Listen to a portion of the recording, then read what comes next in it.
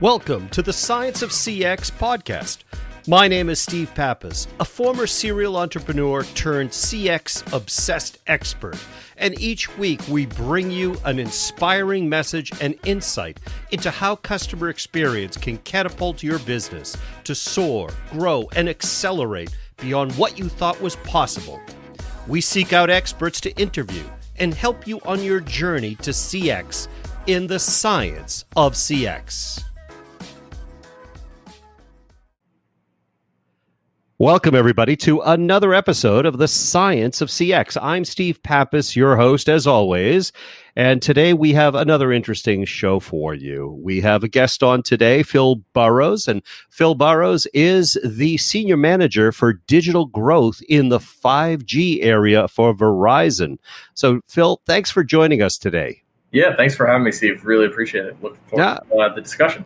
Yeah, we've been looking forward to this because there's a lot of stuff to talk about, especially around a brand like Verizon. Lots going on, but maybe what I should do is maybe give folks a little sense of your bio. So let me get them set with who you are. Right. So Phil Burrows is a results-driven change agent and dynamic business leader. Phil currently leads an organization responsible for end-to-end digital growth, strategy, and operations across the consumer lifestyle for Verizon's 5G product. So it's the new area and service offerings. In his capacity, he's laser focused on delivery of superior digital customer experiences and new growth in the revenue for the firm.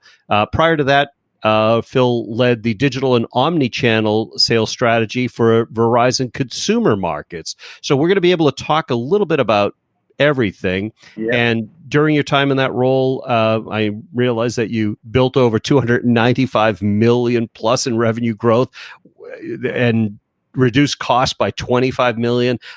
These are all phenomenal numbers, and I'm sure people want to hear about how you've been able to do that. So why don't we just jump right in? There are some things that I'd like to talk about first. That Verizon is a big company, right? It's it's definitely an amalgamation of companies prior to it, and when we talk about the digital experiences, and here we're always concerned about what our customer experience is. What does it look like? How does it feel? And what do people take away from it? But let's start with how do you affect this in a big company like a Verizon, especially in the the newest stuff that they're delivering? Yeah, it's Well, I'll say this, it takes a village, right? So I think if you look at some of the impacts that we've had and some of the numbers that you'd shared and the impact there, that took an army, right? That wasn't just one person. But getting back to how do you actually drive big scale change at a firm like Verizon, where you might have 100, 200 plus stakeholders across the board that have a stake in what you're trying to produce. I think what I've found success with is you have to find themes across the different organization, right? And when I say themes, I mean, what are the things that are globally true to all of the groups, right? And I tend to take it back to basics, and how I approach it from a leadership perspective is take it back to basics. So if I think about what we've done on the consumer side with our Fios product, right? What we tried to do a few years ago was, and this is kind of the race with everyone, right, was everyone was looking to how do we improve customer experience in the retail channel? How do we improve it in the digital channel? How do we improve it, in other commerce lanes, right? Live commerce lanes. That was kind of the trend for a while, is how do you improve that? But what that did was drove all these individual silos that you had the customer at the center, but you had all these different spokes off of that.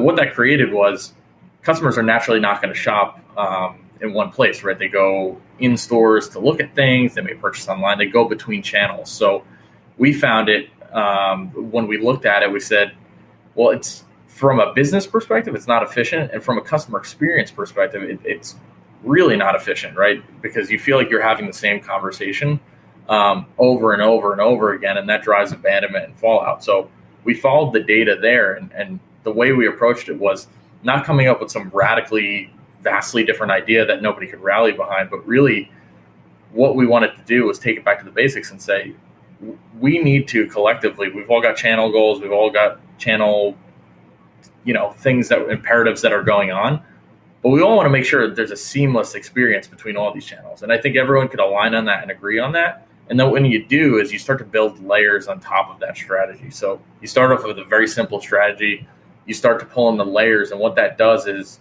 it feels like you're trying to help the other channels and all the other stakeholders come along for a greater good versus trying to just come in. And I've seen this with other firms and whatnot, is people try and come in with a radically different idea and say, hey, we're going to scrap our technology stack. We're going to completely scrap what we've been doing for years. And, this is the new strategy. That will never work at scale. So it's taking those baby steps and aligning on the truths that everyone knows to be true, and then building on that over time. And you build trust and you build momentum around that. And I think that's really the only way you get 100, 200 plus stakeholders on board to really drive something like that and massive change at scale forward. Yeah, it's interesting because it's hard to even fathom for folks that have not done CX at that scale, how you wrangle all of those teams in and those silos, and you start traversing the silos because you get a sense of ownership in silos, right? There's I'm important to the company because I take care of this silo. So it becomes hard. So the steps that you talk about are interesting because what you find is that there are different agendas, there are different goals, there's misalignment between individual, and there's ownership. So what can you tell our listeners about how to deal with the dynamics of that? I know I understand, getting through with the themes and starting to go across that, but can you talk a little more about the dynamics of, like, when you're in the trenches, what are some of the things that you wrestled with? What are some of the struggles that you had to overcome? And maybe some of them were personal, they were interpersonal dynamics, they were organizational things, they were infrastructure. What are some of the things that you had to deal with? Yeah, it's an interesting question, I think, and a great question. I think some of the things, if I'm thinking in the trenches, both myself and with my team, is there's a couple different aspects, right? There's different leadership imperatives that come into the fold, right? Like our brand team and our marketing team, and rightfully so, right, may have different KPIs all the way up to the board than what we're trying to drive, right? Like specifically with marketing, right? It's about storytelling and kind of the macro, the above the line message. But when it comes down to the meat of it, when you're in a CX space or even a digital space, it's how do we get customers into our sales funnel and converting the most efficient and the most effective way they can. So right then and there, you have this balance of, is there too much content on the page? Is there not enough content on the page? That's a sticking point. That's a very specific sticking point that we deal with all the time, is what is the right balance of storytelling versus just getting them the information they need, right? I think the other thing too that we've wrestled with is, CX is a very, I'd say, subjective space too, right?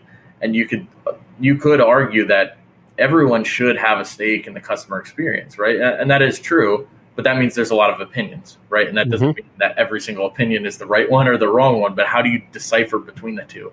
So I think when you bring in different groups, whether it be from a product perspective, a technology perspective, IT, et cetera, you've got a lot of different opinions, and it's hard to go into that room and say, well, I'm the CX leader and this is the way we should do it. That won't work either, right? So how do you balance all of those different opinions and really bring forward the right experience? And I think it comes down to data, right?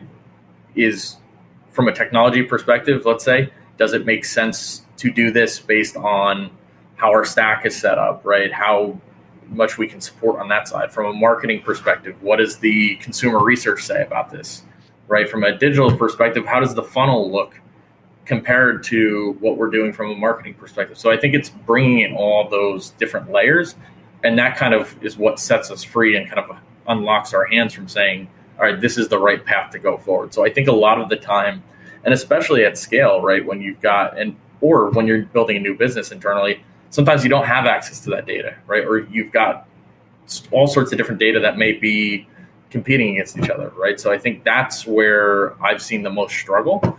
And it brings about a healthy dialogue, but it also, can slow you down sometimes. So I think that's the biggest thing, is looking at the data and deciphering that and saying, what does each group bring uniquely from a data perspective to the table? And then how do those things overlay with each other? And that'll ultimately, I think, free you in the direction that you need to go. That's great. Well, let me ask you, how you talked at the beginning about brand. I mean, how critical is looking at brand along all of these struggles and along all of these? How critical is it to look at the brand and make sure that the brand is on point in every step, but also it's true to whatever the mission statement is that you set out for? Oh yeah, no, it's incredibly important. So for us, I mean, we're a huge brand. A lot of folks know our name, obviously, but we've got, when we bring our brand forward, we always want to bring to the front. We look at it from our stakeholders perspective, the consumer perspective, employee, and then society. Those are kind of our big buckets that we look at.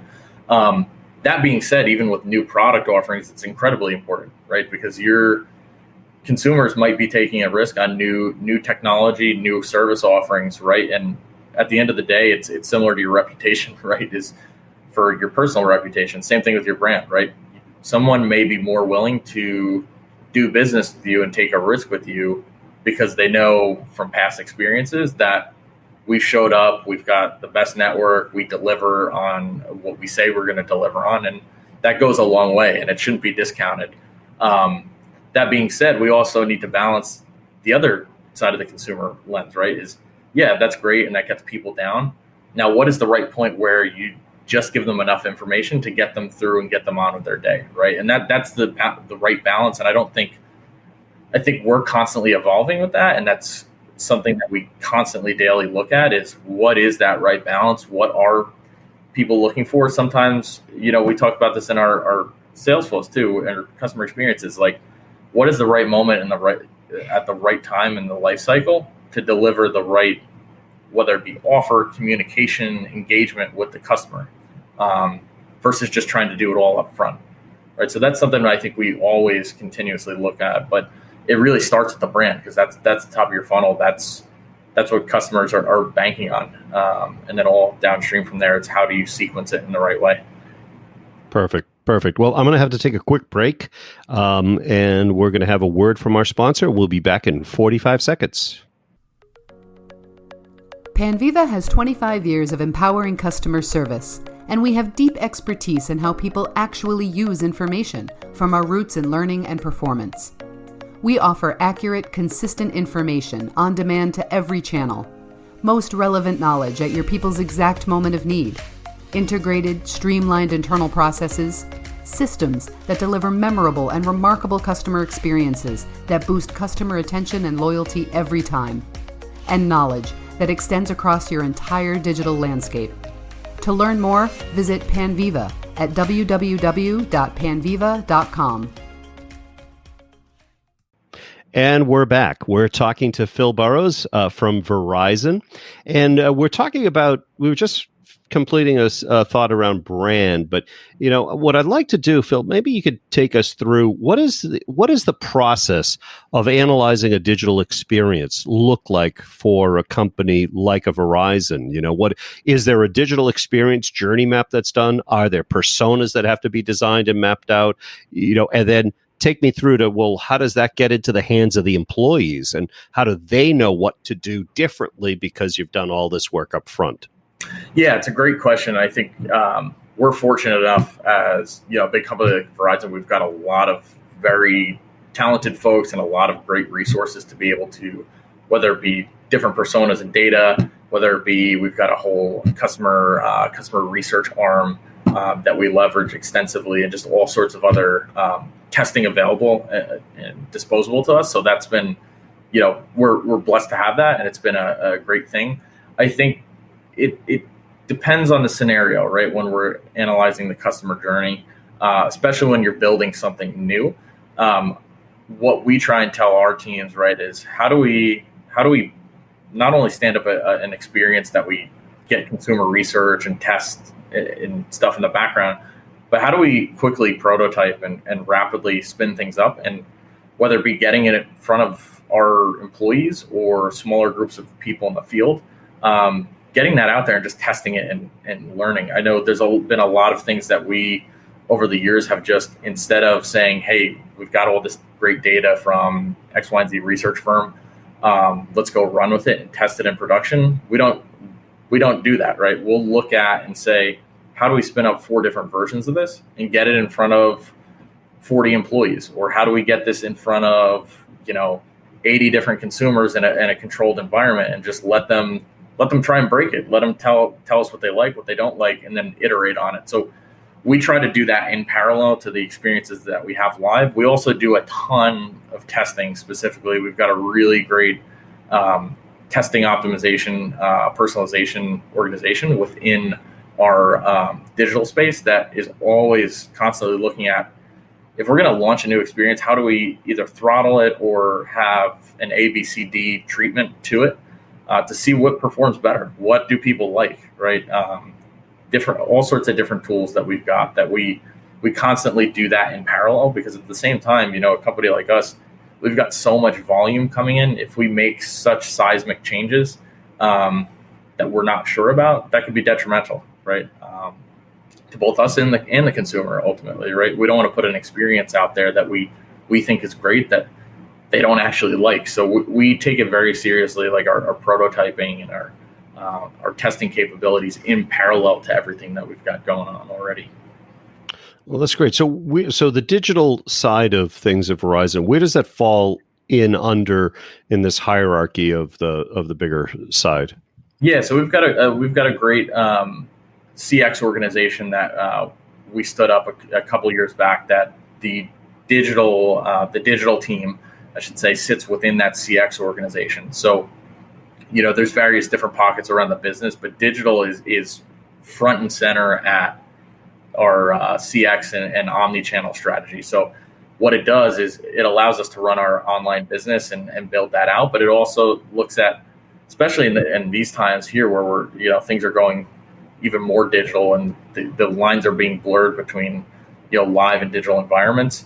It gives us a unique opportunity to be able to not only leverage the capabilities we've built internally for people to interact online, but how do we use those tools to deploy in retail, right? Or to deploy in a live environment to make it easier. We launched something, a touchless retail experience back a few months back when all of the this craziness hit. And what it did was, for the customers that still wanted to or needed to go into the store, we gave them that option, but we made it easier for them to, whether it be check in through their mobile phone, schedule appointments, self-serve and DIY on the go. So by having digital within a CX organization, it really unlocks a lot of new opportunities for, going back to the original point I had made was, you've got all these different channel spokes in the old world and the customer at the center. What digital does is it blurs the lines, and it also seamlessly connects all of those different touch points together. So I think, not only today, but looking forward at our future strategy for the company, digital will be ever important. And will it be digital only ever? Probably not, right? We've seen that is people are going to go to multiple touch points and new touch points we probably don't even know about now. But how do you use the capabilities you built internally to make those more efficient for the customer, better for the customer, and ultimately better for our employees, right? Because our frontline employees, this benefits them too. So interesting. Is that what you refer to as the digital end-to-end in the 5G business?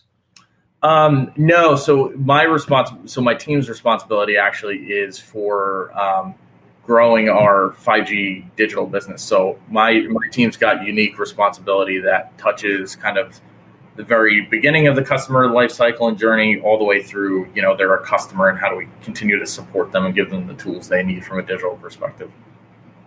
So how do you measure success? Is it based on, customer lifetime value? Is it based on surveys? Is it based on NPS? I mean, how do you guys measure your success in this? Yeah, it's a great question. I think there's I think this is something that we're all still working through, right? I think we obviously look at NPS. That's a great thing. I think the other thing that is important is like when you think about JNPS, so Journey NPS, is breaking, because NPS is such a mammoth to move, right? And we've made great strides there, and it's a great thing for us. But Journey NPS is even more important too, because what it does is it simplifies and breaks down different moments in the customer life cycle that the teams that whether it's the team I'm leading or different teams around the business, they can then lean into that and really kind of double click into specific areas that then move the broader goal, right? So if you just stare at the big NPS number, it can be daunting, right? Because there's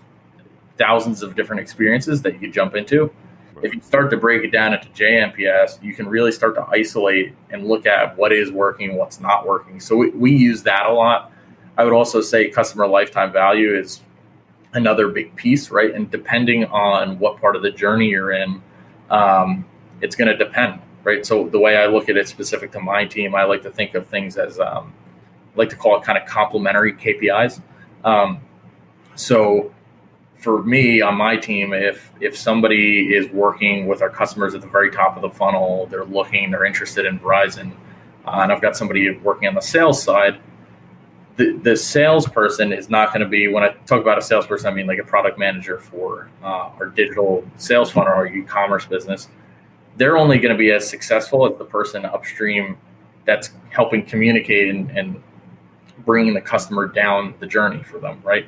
Same thing with somebody that manages our post-sale experience, right? Like when you get, for specific to home internet, you get shipped your self-setup box, right? And you're installing it, and now you're a customer and you need support. He's only going to be successful, he or her is only going to be successful if the person before them has gotten them through the funnel in a seamless way, right? So the way I like to look at it is everyone's got their own, we'll call it JNPS or metrics specific to their part of the funnel. But if all of those don't tick and tie together in that complementary way, nobody's successful. So what it does is it holds everyone accountable to improving the entire journey while also giving people something tangible that they're able to make progress towards. That's great. So let's maybe talk a little more about the data, because I find this fascinating because of the scale of it and how you can wrap your arms around it. So let's talk about the data a little bit. I mean, what specifically are you concerned with in the voice of the customer area? Are they surveys? Are they verbatims? I mean, what, are you listening to the calls? Is your QA team going through the incoming calls and listening to the words that are being said and the context and things? Yeah. It's a great question, because I think we look at all of that. The challenge becomes how much time in the day and how many resources do you have to be able to dig into all of that data, right? So right. I think it's a little bit of a hybrid, and it really depends on the part of the journey based on where you lean into heavier. Like if I look at a traditional e-commerce sales funnel, right, you're going to look at different behaviors that are more driven by fallout or abandon rates, right? That'll tell you a lot about what's going on, what people are clicking, what people are not adding to their cart, right? That tells you a lot. For a top of funnel type of experience on a landing page, you might look at more verbatims or, site-side video sessions where you're actually able to look like where are consumers abandoning from, what are they saying about the site from a survey perspective, and look at more qualitative results to that, because that gives you more of a straightforward answer. We do listen to a lot of calls. That's something that we do, all the time. I think that also helps when you think about the post-sale side, right? Like, what are people calling in about? Specifically, if somebody's calling in and we know somebody's calling in and they're having different troubles, and we've seen, 1,000 calls like that, we can start to isolate and say, okay, how do we not only fix the problem, but how do we better serve the customer, right? Specifically from a digital perspective. When we think about digital DIY, it's not about not giving the customers the option to call. It's really about how do we give them a tool that they're able to access on their own time and solve their problem in one shot. So we use a lot of call analytics on really the existing base side as well to help just pressure test the things that we have in market. So I think it's a hybrid. I think in order to do it at scale, right, you have to break down like what are the most where do you get the most bang for your buck from a data set perspective based on where you're at in the journey? Because if you go too wide and bring in all the inputs, what'll happen is you'll have kind of analysis paralysis, and next thing you know, it's a month or 2 months later and you're still staring at the problem, right? So you got to be very efficient about what you use and when you use it.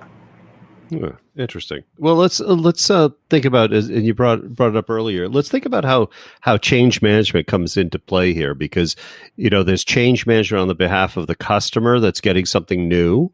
There's change management for your team that is dealing with new designs and new strategies, new initiatives that they have to deal with too. And so there's multiple things that are happening. Leaving out the fact that we're in a pandemic and everything has changed over it, right? So how important, and how are you dealing with all of the change for the customer and for your employees? Yeah, it's a great question, and I think when it goes back to kind of our DNA at Verizon, we tend to run directly at a problem, and we put the customer and the employees at the heart of it. I talked about kind of our 4 stakeholder groups with employees, stakeholders, or customers, and society. So we did that. I think it's specific to the pandemic. What it came down to is how do we keep our employees safe? And I'm speaking even on the home internet side. How do we keep our employees safe from the environment that's going on, while still understanding that connectivity is such a critical piece of people's lives, even more so now with all of us working from home or working from a kitchen table.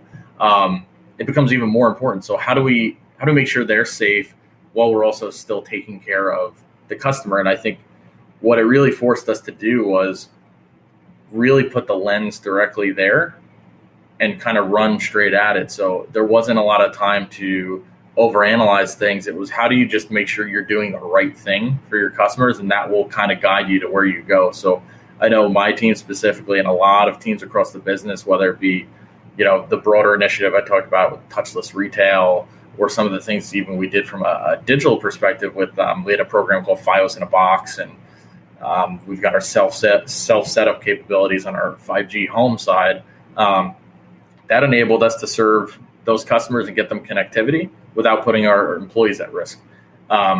So it's been, I'll say what I'm sure a lot of people said, it's been uncharted territories for sure this last year. But I think we tend to look at the data a lot of times, and I just talked about that, and that's super important. But especially in a crisis like this, you need to just look at what is the right thing to do for your customers and your employees, and let that set you forward. And there's some things that we're still tweaking to this day, right, and to improve the experience. But I think the approach we took by running there, we got out in front of it, and our employees appreciate it. And also, what it does, it gives you real-time learnings, like what is working, what else do they want to see, what don't they want to see, and be able to iterate on that real time.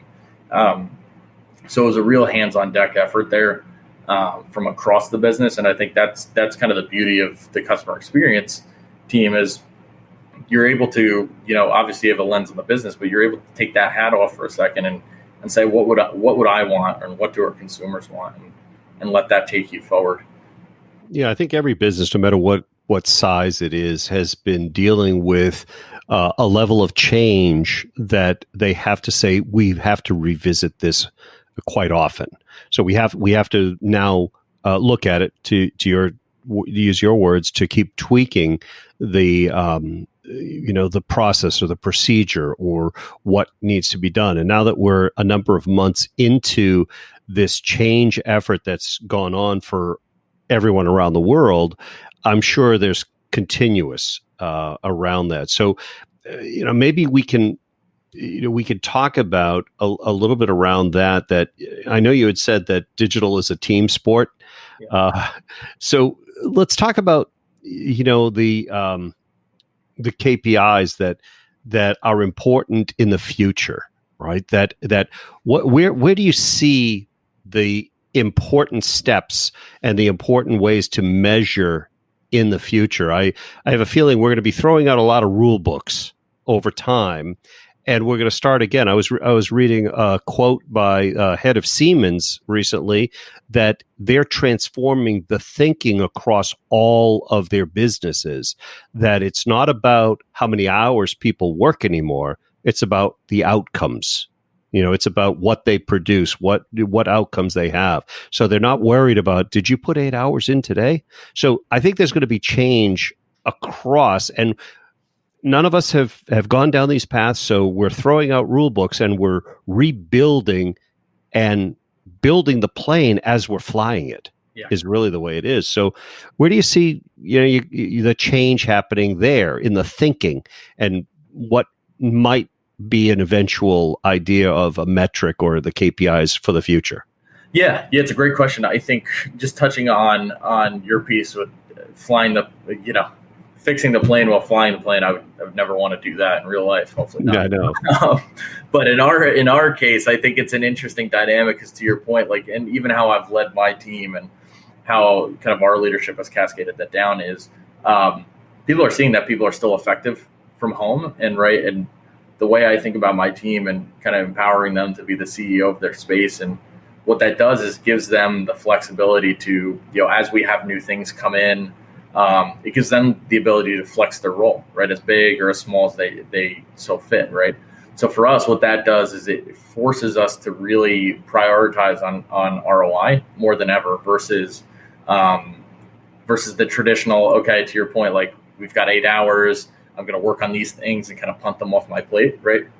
How do you organize people's structures and their roles more so around the customer journey? Because that, to your point, that gives them this ownership and empowerment over being able to make decisions to grow their role, but also to kind of ruthlessly prioritize where needed and say, hey, these 5 things, these are going to have the highest impact to the customer, but these 20 things, that might need to wait, right? So I think structuring like that is super important in a time like this where, we're all at home and, we've got life things going on, we've got work things going on, we've got all sorts of things going on, right? That becomes even more important to striking the right balance to the right work-life balance, right? Making sure people are refreshed and constantly thinking about the customer. So I think that's important. Now, when it comes down to some of the KPIs that are going to be important, I think lifetime value is going to be extremely important. And I know that's been kicked around for a long time. And I think people like to say that term, but really they just want to know what's the value today, right? I think some of the moves, if you think about what I was talking about before with just doing the right thing for the customer, right? That for us is a huge investment, right? And that's something we've put forward. But when you think about it, the things we did, waiving certain fees and giving relief to different customers, that was the right thing to do. And we absolutely should continue to do things like that. But it obviously comes, as a cost, like any other business, right? It costs us something. But what that does is, and it goes back to even the prior point we talked about, the brand, people see us as a brand that they can rely on, that they can trust, that we have their back. And as new generations come in, that weighs heavily, and that helps us stand apart from our competitors, right? So from that perspective, it ties into NPS in a way. But how do you then start to incrementally measure whether it's 12 months, 24 months, or even future forward than that? Lifetime value becomes incredibly, incredibly important in this day and age. Perfect. That's great. Well, we're coming up on time, Phil. I could probably have another 10 or 15 questions for you, but unfortunately, I have to be conscious of our time here. So why don't I just let folks know how to get in touch with you and with Verizon. If you're looking at anything around the 5G, you can go to verizon.com/home, and that will get you right to the 5G experience that Phil was talking about. And if you want to connect with him, you can connect on LinkedIn with Phil Burrows. And Phil, I want to thank you very much for joining us today. It was enlightening to understand how CX, and especially digital CX these days, because we're having to move to more digital CX, operates in such a large organization that has operations around the world, as well as many diverse products too. So I want to thank you for joining us, and I hope maybe we'll have you back in the future. Yeah, absolutely. Thanks so much for having me, Steve. This is great, and would love to come back and answer another 15, 20 questions. So, we'd have plenty for you. You've been listening to The Science of CX. My name is Steve Pappas. I really hope you've enjoyed this episode. And if you have, the highest compliment that you can give us is to subscribe, rate, and review The Science of CX. Thanks, and we'll see you in the next episode.